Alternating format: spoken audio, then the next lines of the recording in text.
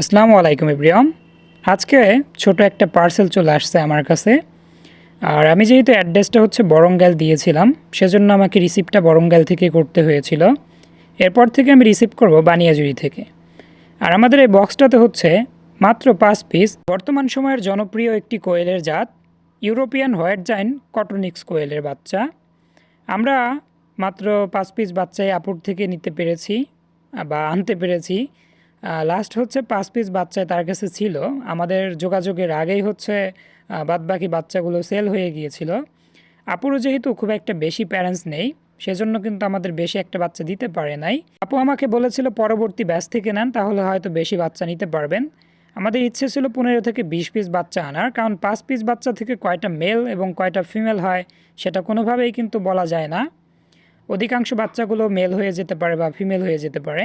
Female হলে problem নেই, mail হলে হচ্ছে একটু প্রবলেম।